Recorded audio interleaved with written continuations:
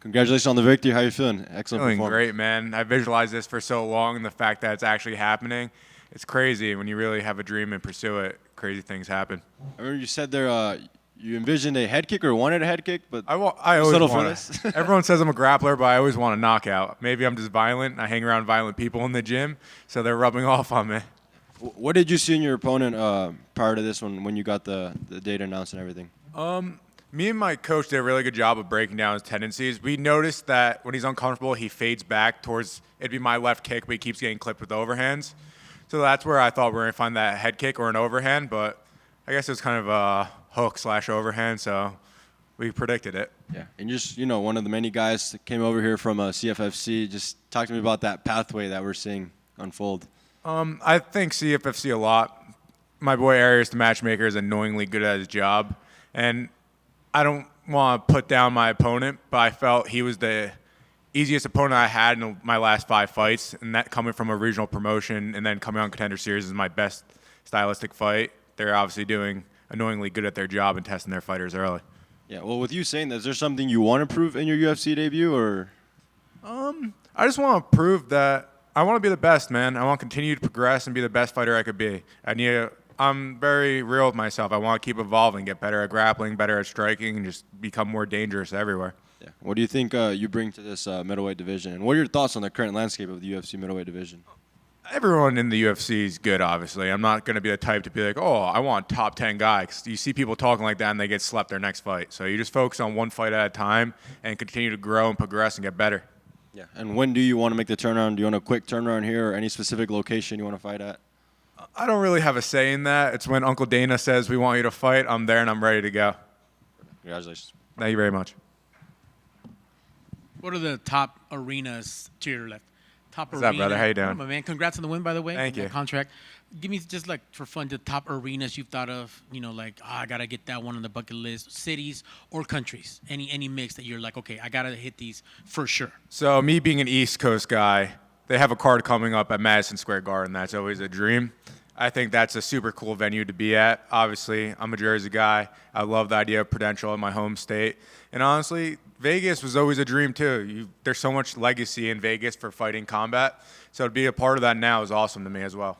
As a fan, have you made it out to MSG or Jersey for fights? I went to Prudential one time. I never went to the MSG. I went to the only other place I've only been in 2 UFC fights my whole life.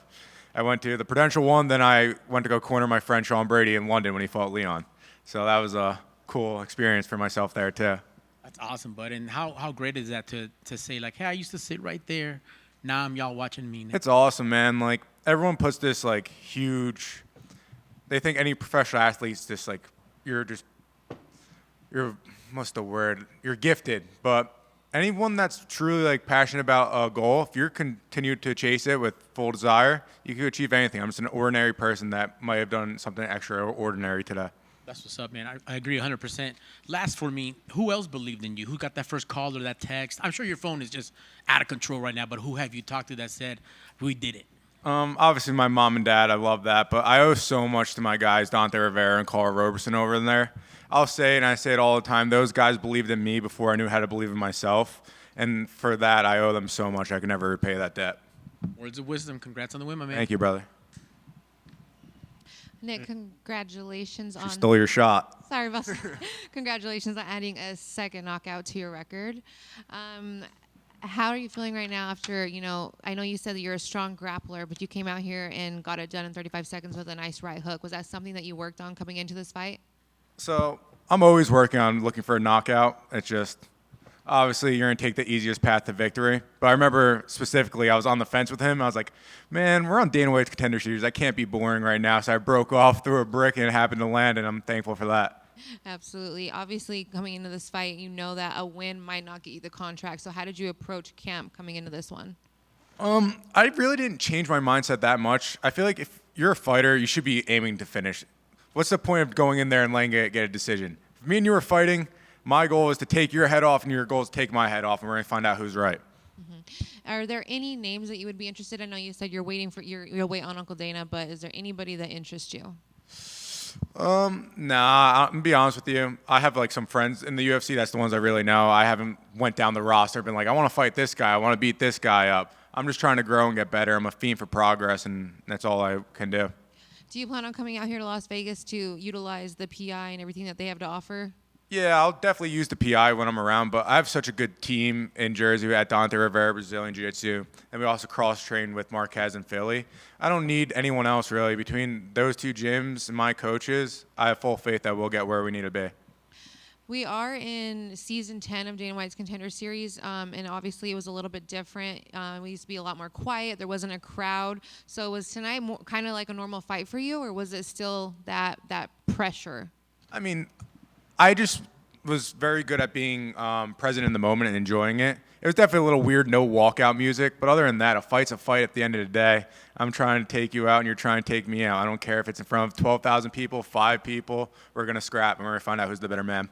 Awesome. Last question. What are you doing to celebrate tonight? Oh, I'm getting such a nice cheeseburger with a milkshake. I'm such a fat kid at heart. Congratulations. Enjoy your cheeseburger. Thank you. Hey, brother, up front. What's up, brother? How you doing? Good, brother. Can I ask, they said on the broadcast, it was something along the lines of like, you see guys and they're putting they sort of put guys that are in the UFC on a pedestal. And you said that like, once I realized that I can compete with these guys, it didn't seem as big, it didn't seem as big anymore and it seemed more feasible. Was there a specific moment or was it just training with these guys over time? So my coaches have been telling me for so long how good I was, and I never like truly believed it until I actually went to London, like I said, with Sean Brady. And I'm watching these guys like do their shakeouts and everything like that, even grappling. I'm like, wait, these people aren't special. They're just obsessive with their craft, and that's what got them to where they're at. And I'm such a fiend for progress. I love this game. I study this game. I'm such a nerd at this. So I was like, if I'm putting in this work, why can't it be me? Can I ask about the face-off yesterday? Because you seemed a little bit confused and like you almost walked away like, bro, I don't know what the fuck you're saying, but we're going to fight tomorrow. So I'm gonna be real. I had no idea what the fuck he was saying. Then I was trying to be nice. He just showing me his phone, it was a picture of his kid. I was like, all right, this is your first face-off. Please don't say anything to get yourself canceled. So I just kind of walked away because I have no filter sometimes. And then last question. Can I ask what the 6-figure job was that you walked away from? I used to do concrete and cement at high-rises in New York. I did that, and I had a landscaping business with my cousin. It was, don't get me wrong, I have nothing against it. I was just working 6 to 6 Monday through Friday, showing up 30 minutes late to the gym at like 7:30. It was an hour and a half drive, being there till like 9:30. I was sleeping 3 hours a day for almost a year and a half. I was working Monday through Friday, Saturday, then landscaping with my cousin on Sunday. And don't get me wrong, there's nothing against that life. It's just, it wasn't for me. I felt like I was always meant for more. With the like starter contracts and things like that, are you still going to be a professional fighter full time now, or are you? Oh, completely done 100%. work? I'm so lucky. I have such great sponsors around me. It's a big shout out to my guys at Garden State Physical Therapy Group. They really take care of me with this. Without them, I would have to work a job, and I wouldn't be able to do what I'm doing right now. So at this point, like money is not an issue. I mean, I always need a lot more money, brother. I like nice things, but it pays my bills and stuff like that. And then obviously, the higher you get in this game, the more you get paid, and that's the goal. Thank you, brother. Thank you, brother. Nick, congratulations on your victory. 35 seconds into the first round. Did you learn anything from your opponent in those short seconds? I thought he was gonna be more durable, but I get it. Like sometimes you could be as much of a dog as you want, but if you get clipped at the right spot or you get choked out, there's nothing you could do. So much respect to him, but it was my night. I wouldn't let him take food off my plate. Yeah, definitely. And, since you mentioned the no walkout songs earlier, have you put any thought into what your first walkout song with the UFC is going to be? I usually go with a song that I'm vibing with in the camp. It depends on location, too. Like, obviously, Vegas, there's a different vibe than there's going to be in Jersey. Okay. Depends how violent I'm feeling. I'll definitely change that up, too. So what was the song of your choice for this camp? Song of this choice. I've been listening to a lot of OT The Real and going from there. I like Nas, too. The Message is one of my favorite.